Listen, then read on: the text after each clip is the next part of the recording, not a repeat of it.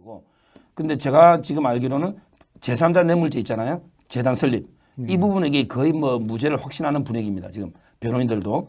왜냐하면 이게 그 제3자 뇌물은 일반 뇌물하고 달리 부정한 청탁이 진행됩니다. 그렇죠. 항상 이게 요건이 부정한 청탁을 하고 제3자인데 주의되거든요. 왜 직접 받은 게 아니기 때문에. 근데 부정한 청탁을 입증하는 것은 거의 불가능하죠. 왜냐하면 이게 이재용 부회장과 대통령이 독대를 했기 때문에 그 현장에는 이게 안종범 수석이나 누구도 없었잖아요. 그럼 이게 둘이가 그런 청탁이 없었다고 하면 입증할 방법이 없으니까 제가 보기에 제3자 뇌물은 거의 이제 무죄될 가능성이 많고 주로 이제 정유라 지원 부분과 관련해서 단순 뇌물죄 이게 가장 지금 재판의 핫 이슈가 되고 있습니다. 제3자 뇌물 부분은 이제 무죄 가능성이 높다고 우리 서 변호사님께서 말씀하셨는데 그건 진짜 증거법대로 재판이 이루어질 때 무죄 가능성이 있는 거지. 안 그런가요? 물론 증거법도 있지만 네. 이게 K재단이나 미러재단은 전부 이게 그 대부분의 대기업들이 매출액에 따라서 전부 이게 할당에 냈기 때문에 아마 이게 특별한 뭐 삼성이 많이 내거나 이런 것도 아니기 때문에 그리고 기소 안 된 기업도 대부분이 기소 안 된 기업이죠. 롯데나 몇 개 빼고는. 따라서 이게 그 재단 설립은 제가 보기에 뇌물 무죄 가능성이 높다 보는 거고 부정한 청탁도 있지만 모든 기업이 매출액에 따라 균등하게 제출했기 때문에 특별하게 더 낸 건 아니라는 거고. 근데 정유라 지원 부분은 삼성이 특수하게 한 거기 때문에 그게 쟁점이 되고 있다고 보면 됩니다. 법대로 하면 뭐 무죄 가능성이 높다. 특히 제3자 뇌물 부분은 뭐 8월 하순에 이루어질 이재용 부회장에 대한 재판 결과를 보면 알 수 있겠죠. 그렇죠. 지금 박근혜 전 대통령의 구속 만기가 10월 하순이던가요? 박근혜 대통령은 이게 10월 17일입니다. 10월 17일. 예. 그러니까 뭐 10월 초중순 늦어도 초중순에 선고가 이루어질 텐데 줬다는 사람 재판 결과를 보면 받은 사람 재판 결과를 알 수 있고. 근데 사실은 준 사람 받은 사람이 선고가 같이 이루어져야 되는 게 원칙 아닌가요? 그게 아주 특이한 건데요. 다른 사건들 있잖아요. 예를 들어 이게 장시호 또는 이게 김종 또는 이게 안종범 다른 사건들은 전부 이게 그 선고를 갖다 미뤄놨습니다. 예를 들어 이게 장시호는 6개월 만기가 됐다고 일단 풀어주고 근데 선고는 미루고요. 그다음에 정호성이나 예를 들어 이게 김종 이런 거는 또 추가 혐의를 기소해가지고 6개월을 더 구속을 시켜놨는 거예요. 선고를 안 하고 구속 기간을 연장을 한 거죠. 그게 박 대통령 재판을 먼저 보고 하기 위해서. 그런데 이재용 부회장도 그럼 이게 6개월 만기됐을 때 풀어주고 다시 이게 박 대통령 재판하고 같이 선고를 하는 게 원칙인데 근데 워낙 이재용 부회장의 어떤 사회적 지위나 위치가 크고 워낙에 국민적 관심이 높고 또 이게 세계 재판이라고 중요하기 때문에 법원에서 이게 풀어주기가 상당히 부담이 돼서 일단 이게 법원에서 제가 알기로는 8월 27일 전에 일단 이게 선고를 하는 걸로 뭐 확실한 게 선고를 하는 걸로 법원에서도 말하고 있습니다. 근데 제 생각에는 그렇게 중요한 재판이면 이재용 부회장의 경우에 구속 만기가 8월 27일이고 박근혜 전 대통령의 경우에 10월 17일. 근데 1심 구속 만기에 쫓겨서 재판을 하기보다는 오히려 좀 신병을 풀어놓고 충분히 증거조사를 거쳐서 진짜 확실하게 재판을 하고 선고를 해야 되는 거 아닌가요? 중요한 재판일수록. 그렇죠. 이게 저도 신문에 뭐 여러 번 칼럼을 썼지만 이게 6개월의 그 제한이라는 거는 기본적으로 이게 그 어떤 심리를 빨리 하고 막 이런 게 아니고 뭔가 이게 피고인의 어떤 권리를 보호하기 위해서 예를 들어 재판이 장기간 몇 년 지속되면서 몇 년을 구속하면 안 되잖아요. 1심도 안 넣는데 이게 바로 그 피고인의 이익을 위한 제도인데 이게 지금은 본말이 전도돼 버렸어요. 오히려 이게 조속한 재판, 즉 재판부의 그걸 위해서 심리를 무리하게 주 4일 한다든지 또 이게 어떨 때는 주 5일도 해요. 이거는 이게 정말 본말이 전도된 거고 저는 이게 심리는 정말 충실하게 중요한 만큼 모든 정인들을 다 충실하게 조사해서 만약에 6개월이 지나면 일단 풀어주고 그다음에 1년이든 2년이든 10 내에서 최종 결론을 내리는 게 그게 바로 실체 진실 발견에 가장 중요한 게 아닌가. 따라서 이게 재판부가 무리하게 6개월을 맞추기 위해서 재판을 주 4일 하는 것은 오히려 이게 피고인의 권리를 침해하는 거예요. 그렇죠. 따라서 이게 저는 상당히 문제가 있다. 이걸 계속 주장하고 있습니다.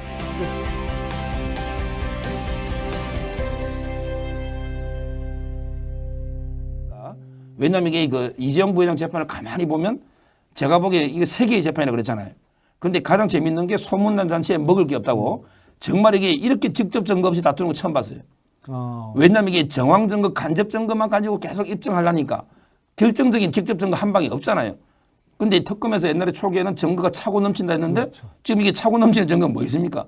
오죽하면 이게 마지막에 뭐 문건, 청와대 문건을 갖다 주거나 그러니까요. 또는 이게 정유라를 물론 이게 새벽 2시에 뭐 그게 보상 증언인지 아닌지 그건 모르겠지만 이런 식으로 이게 특검에서 마지막에 좀 무리수를 두는 게 현재까지는 이게 직접 증거가 전혀 안 보이니까 그래서 하는 게 아닌가 이렇게 보입니다.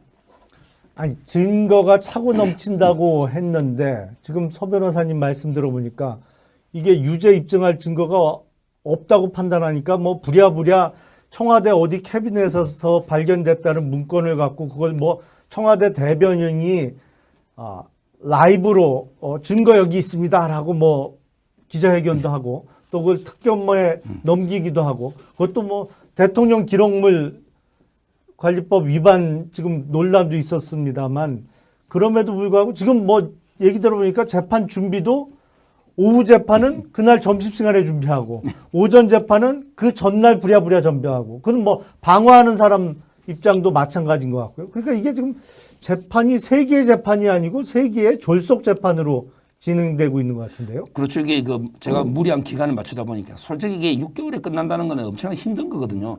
근데 이재용 부회장 재판보다 제가 보기에 박 대통령 재판은 또 이게 훨씬 많아요. 더 많죠, 쟁점. 왜냐하면 이게 쟁점이 이재용 부회장은 뇌물 공여 하나가 지금 6개월 힘들잖아요. 이것도 막 부랴부랴 지금 하고 졸속인데. 근데 박 대통령 재판은 18개예요. 예를 들어 이게 블랙리스트가 물론 김기춘 조윤선 판결이 나왔지만 어차피 이게 박 대통령 재판할 때 또 심리해야 돼요. 어차피 새로. 그 외에도 이게 뭐 공무상 비밀 누설도 있고 또 이게 여러 가지 인사권 직권 남용도 있고 뭐 워낙 이게 혐의가 18가지 되기 때문에 저는 이게 박 대통령 재판을 6개월에 끝낸다. 지금 이재용 부회장 혐의 하나 가지고도 6개월이 힘든데 이거는 상당히 진짜 문제가 있다고 보입니다. 그러니까 지금 기억나는 게 그 전에 왜 다나카 일본의 다나카 수상이 로키드로부터 이제 뇌물을 받았네 안 받았네 해갖고 이제 그거로 동경지검 특수부가 아주 유명해진 사건이 있었는데 그 다나카 전 일본 수상이 제 기억으로는 그 뇌물수수 재판을 한 7년 정도 받았던 것 같아요. 1심에. 그렇죠. 이게 그 외에도 뭐 옛날에 옴진리교든 이런 이제 그 중요 사건은 일본은 거의 뭐 기간에 구애받고 일단 풀어준 상태에서 재판을 충실하게 해서 보통 이게 뭐 제가 알기로 3, 4년 넘는 재판을 수두룩 하고요. 근데 우리나라 이 박 대통령 18가지를 솔직히 말이 6개월이지 재판 준비 기간 한두 달 빼고 그렇죠. 또 이게 판결문 쓰는 시간이 또 한 달은 잡아야 될 거 아니에요. 그럼 실제 심리 기간은 3, 4개월밖에 안 돼요. 이걸 이게 누가 과연 납득할지 참 걱정입니다. 그러면 심리 기간을 4개월로 잡더라도 일주일에 4번씩 하면 한 달에 대략 한 16번, 17번 한다고 치고 증인 한 사람이 하루 종일 다 잡아먹잖아요. 그렇죠. 이게 중요 증인들은 그렇죠. 그렇죠. 그럼 증인 몇 사람 못 부르겠네요. 그 재판. 그렇죠. 이게 실제 특검에서 조사한 사람이 워낙 많으니까 따라서 이게 특검에서는 자꾸 변호인 보고 야, 너 증거 동의해서 증인 안 부르게 않게 이런 이제 이거 약간 요구를 하는데 근데 제가 대통령 변호인이라도 뭔가 이 증인이 우리한테 불리한 진술이 돼 있으면 당연히 그 반대 신문권의 보장을 위해서 일단 이게 불러서 반대 신문을 해야 되잖아요. 따라서 이게 그 뭐 무리하게 동의를 못 하니까 실제 증인은 제가 알기로 특검에서 조사한 증인은 수백 명에 달하고요. 그 중에 아마 추려서 불러도 좀 이게 어떻게 될지 지금 대통령 재판 제가 보기에 또 건강도 안 좋아서 몇 번 또 수년됐잖아요. 그래서 뭐 지금 8월 달에 블랙리스트 들어가면 아예 뇌물하고 블랙리스트 외에는 전액에 아직 착수도 못했어요. 전혀 착수도 못했기 때문에 과연 이게 저는 10월 17일이 가능할까? 예를 들어 10월 17일 하려면 9월 달에는 심리가 끝나야 되잖아요. 그렇죠. 그런데 블랙리스트만 8월 달에 심리가 들어가면 근데 블랙리스트도 또 새로 조사해야 돼요. 왜냐하면 이게 조윤선 장관이나 무죄가 높지 않습니까? 따라서 이게 이 부분이 쟁점이 또 많거든요. 그러면 이게 다 새로 부르고 하면 과연 이게 가능할지 지금 기간은 거의 2달도 안 남았는데 이런 생각이 듭니다. 지금 문재인 정부나 일부 언론에서는 박근혜 전 대통령이 지연 전술을 쓰고 있다. 이렇게 비난을 하고 있지 않습니까? 재판 지연 전술을 써서 보석으로 나가려고 지금 하고 있는 거다. 막 이렇게 그동안 비난해 왔는데 서 변호사님 말씀을 들어보니까 이거 재판 진행 자체가 무리네요. 그러니까 6개월 안에 1심 구속 만기인 6개월 안에 끝낼 수 있는 재판이 아니네요. 기본적으로. 그렇죠. 이게 저는 뭐 지연 전술을 쓰는 게 아니고요. 그건 이게 변호인으로서 당연한 방어권의 방어권을 위해서 어쩔 수 없는 권리고요. 저는 이게 오히려 특검에서 뭔가 이게 결정적인 한 방의 증거를 못 내놔니까 결정적인 한 방을 내놓으면 재판 오래 끌 이유가 없잖아요. 바로 이게 직접 증거가 있으니까. 그게 없고 전부 이게 주위에 정황 증거들, 간접 증거들 있잖아요. 이런 부분들만 계속 제시하니까 재판이 오래 끌 수밖에 없는 이런 이제 구조가 아닌가 이렇게 보입니다. 지금 이제 박근혜 전 대통령의 소위 그 블랙리스트 관련한 것은 이제 8월부터 재판이 시작된다고 말씀하셨는데 이 관련된 김기춘 전 비서실장이나 조윤선 전 장관 등의 재판 결과는 나왔어요, 이미. 먼저 선고가 이루어졌죠. 근데 조윤선 전 장관 같은 경우에 이제 블랙리스트 관련한 거는 무죄. 김기춘 전 실장 같은 경우에는 유죄가 선고되면서 징역 3년이 선고가 됐는데 그 판결문에도 물론 박근혜 전 대통령이 피고인은 아니었지만 그 사건에는 박근혜 전 대통령과 김기춘 전 실장과의 소위 공범 관계는 인정되지 않는다라는 또 판결 내용이 지금 많은 논란을 불러일으키고 있죠, 지금. 그렇죠. 그 법원에서 그 판결문 요약을 보도자료 형태로 이거 냈는데 제가 보기에 이거는 박 대통령은 블랙리스트는 확실하게 무죄 취지로 한 거는 분명해요. 왜냐하면 이게 그 노태강 지금 이게 문체부 차관이죠. 그렇죠. 그 당시에 노태강 인사 조치한 거는 박 대통령이 공모를 해서 바로 이게 직권 남용이다.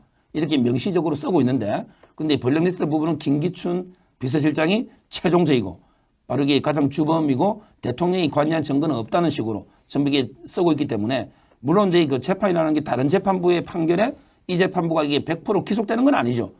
왜냐하면 이게 우리나라는 뭐 아시겠지만 대법원 판결도 100% 구속력은 없지 않아요. 다른데 그래서 하급심에 같은 1심이니까 100% 이게 구속력은 없지만 그러나 이게 블랙리스트 재판은 그 자체만 6개월 동안 심리했어요. 김기춘, 조윤선도. 그럼 이게 예를 들어 박 대통령 재판은 블랙리스트 심리를 한 달도 못 하거든요. 8월 중순부터 해도. 네. 그렇다면 이게 사실상은 이 판결을 존중 안 할 수가 없거든요. 훨씬 더 오래 심리를 철저하게 했기 때문에. 따라서 이게 저는 블랙리스트는 박 대통령은 무죄가 되지 않을까 이렇게 보고요. 그러면 이게 박 대통령 혐의가 18가지지만 가장 중요한 거는 뇌물하고 블랙리스트에 그 외에는 없거든요. 따라서 이게 나머지는 뭐 너저분한 거잖아요. 그렇죠. 무슨 나머지는 이게 뭐 그냥 혐의 기억하기도 네. 좀 어려울 정도로 별거 아니기 때문에 한 개 결정적인 한방 블랙리스트가 일단 무죄가 되면 결국은 이제 뇌물죄 하나 남아서 이게 가장 유일한 쟁점이 되지 않을까 보입니다. 그 뇌물죄도 이제 8월 하순에 이재용 부회장의 선고 결과를 보면 어느 정도 알 수 있는 거고 선고 결과를. 그렇죠. 이게 뭐 99.9%. 왜냐하면 이게 이재용 부회장이 무죄인데 대통령이 그렇죠. 유죄가 될 수가 없잖아요. 줬다는 사람이 무죄면 받았다는 사람도 무죄죠. 그래서 이게 저는 뭐 99.9% 특별한 이변이 없는 한 뭐 거의 뭐 그대로 결론관에 논다 이렇게 보이고 있습니다.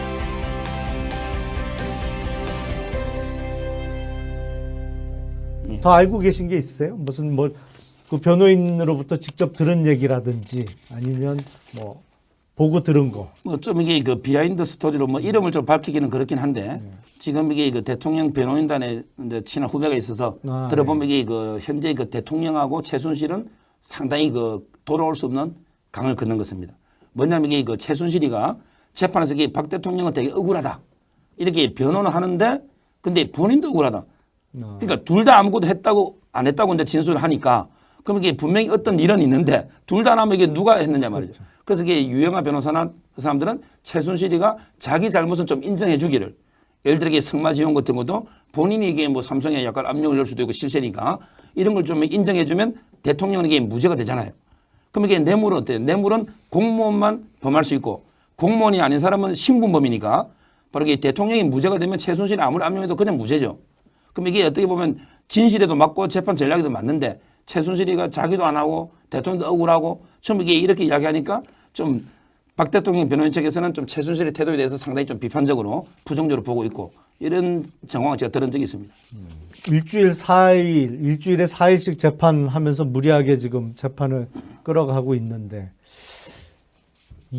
저는 문재인 정부가 이렇게 청와대와 정부가 나서서 재판 결과에 개입하려는 사례는 처음 보는 것 같아요. 그렇죠? 그렇죠. 이게 그 저는 아까 청와대 문건 얘기 잠깐 넣었잖아요.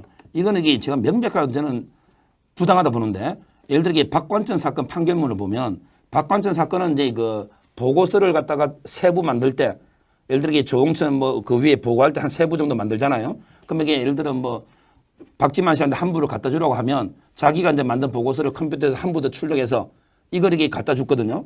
근데 이걸 갖다가 검찰에서는 이것도 이게 기록물 유출이다.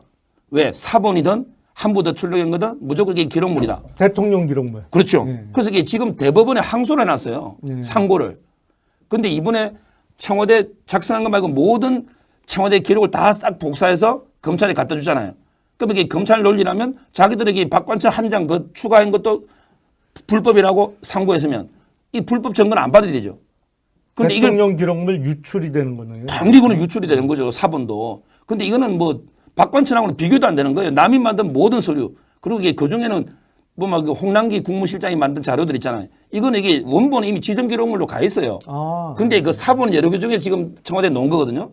그러니까 이게 사본을 갖다가 그럼 이게 갖다 주면 지정 기록물로 돼 있는 사본이에요. 왜? 수석 보좌관 회의나 이런 국무회의 이런 건 다 지정 기록물이거든요. 그럼 이게 명백한 이거는 유출이고 불법이잖아요. 근데 이런 자료를 증거로 내고 있어요.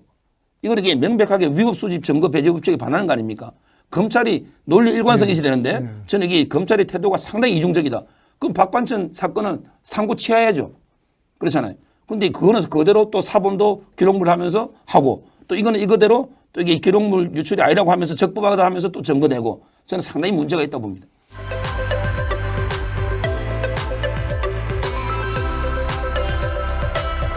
할당에 냈기 때문에 아마 이게 특별한 뭐 삼성이 많이 내거나 이런 것도 아니기 때문에 그리고 기소 안 된 기업도 대부분이 기소 안 된 기업이죠. 롯데나 몇 개 빼고는.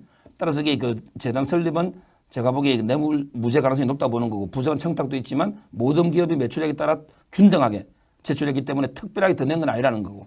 근데 정유라 지원 부분은 삼성이 특수하게 한 거기 때문에 그게 쟁점이 되고 있다고 보면 됩니다. 법대로 하면 뭐 무죄 가능성이 높다. 특히 제3자 뇌물 부분은 뭐 8월 하순에 이루어질 이재용 부회장에 대한 재판 결과를 보면 알 수 있겠죠. 그렇죠. 지금 박근혜 전 대통령의 구속 만기가 10월 하순이던가요?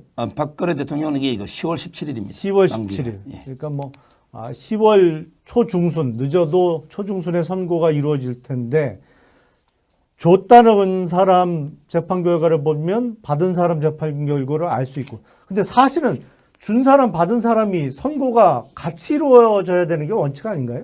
그쪽이 그게 특이한 건데요. 다른 사건들 있잖아요. 예를 들어 이게 장시호 또는 이게 김종 또는 이게 안종범 다른 사건들은 전부 이게 그 선고를 갖다 미뤄놨습니다. 예를 들어 이게 장시호는 6개월 만기 이런 게 아니고 뭔가 이게 피고인의 어떤 권리를 보호하기 위해서 예를 들어 이게 재판이 장기간 몇 년 지속되면서 몇 년을 구속하면 안 되잖아요. 1심도 안 넣는데 이게 바로 그 피고인의 이익을 위한 제도인데 이게 지금은 본말이 전도돼 버렸어요. 오히려 이게 조속한 재판, 즉 재판부의 그걸 위해서 심리를 무리하게 주 4일 한다든지 또 이게 어떨 때는 주 5일도 해요. 이거는 이게 정말 본말이 전도된 거고 저는 이게 심리는 정말 충실하게 중요한 만큼 모든 정인들을 다 충실하게 조사해서 만약에 6개월이 지나면 일단 풀어주고 그다음에 1년이든 2년이든 심내에서 최종 결론을 내리는 게 그게 바로 실체 진실 발견에 가장 중요한 게 아닌가. 따라서 이게 재판부가 무리하게 6개월을 맞추기 위해서 재판을 주 4일 하는 것은 오히려 이게 피고인의 권리를 침해하는 거예요. 그렇죠. 따라서 이게 저는 상당히 문제가 있다. 이걸 계속 주장하고 있습니다.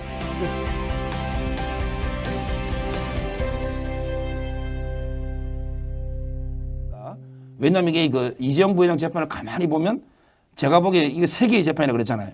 근데 가장 재밌는 게 소문난 잔치에 먹을 게 없다고 정말 이게 이렇게 직접 증거 없이 다투는 거 처음 봤어요. 왜냐하면 이게 정황 증거, 간접 증거만 가지고 계속 입증하려니까 결정적인 직접 증거 한 방이 없잖아요. 근데 특검에서 옛날에 초기에는 증거가 차고 넘친다 했는데 이가 됐다고 일단 풀어주고 그냥 선고는 미루고요. 그다음에 정호성이나 예를 들어 김종 이런 거는 또 추가 혐의를 기소해가지고 6개월을 더 구속을 시켜놨는 거예요. 선고를 안 하고. 구속 기간을 연장을 한 거죠. 그러니까 이게 박 대통령 재판을 먼저 보고 하기 위해서. 그런데 이재용 부회장도 그럼 이게 6개월 만기됐을 때 풀어주고 다시 이게 박 대통령 재판하고 같이 선고를 하는 게 원칙인데 근데 워낙 이재용 부회장의 어떤 사회적 지위나 위치가 크고 워낙에 국민적 관심이 높고 또 이게 세계 재판이라고 중요하기 때문에 법원에서 이게 풀어주기가 상당히 부담이 돼서 일단 이게 법원에서 제가 알기로는 8월 27일 전에 일단 이게 선고를 하는 걸로 뭐 확실한 게 선고를 하는 걸로 법원에서도 말하고 있습니다. 근데 제 생각에는 그렇게 중요한 재판이면 이재용 부회장의 경우에 구속 만기가 8월 27일이고 박근혜 전 대통령의 경우에 10월 17일.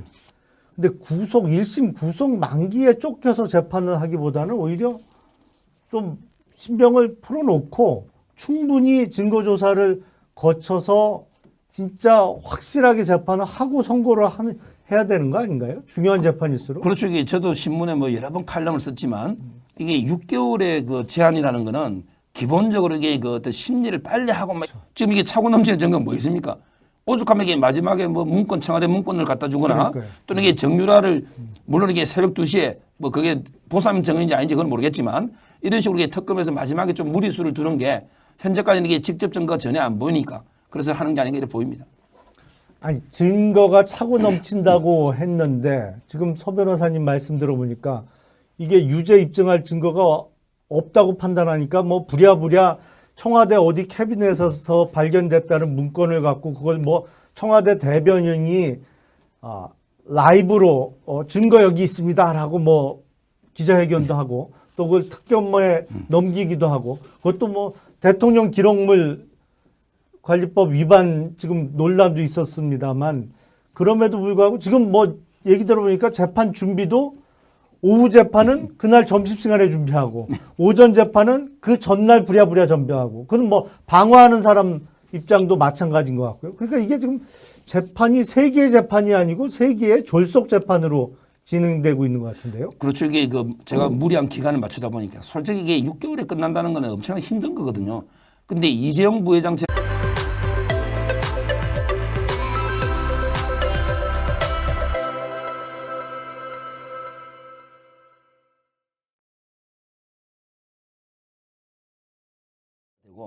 근데 제가 지금 알기로는 제3자 뇌물죄 있잖아요. 재단 설립. 이 부분에 이게 거의 뭐 무죄를 확신하는 분위기입니다. 지금 변호인들도. 왜냐하면 이게 그 제3자 뇌물은 일반 뇌물하고 달리 부정한 청탁이 진행됩니다. 그렇죠. 항상 이게 요건이 부정한 청탁을 하고 제3자인데 주의되거든요. 왜 직접 받은 게 아니기 때문에. 그런데 부정한 청탁을 입증하는 것은 거의 불가능하죠. 왜냐하면 이게 이재용 부회장과 대통령이 독대를 했기 때문에 그 현장에는 이게 안종범 수석이나 누구도 없었잖아요.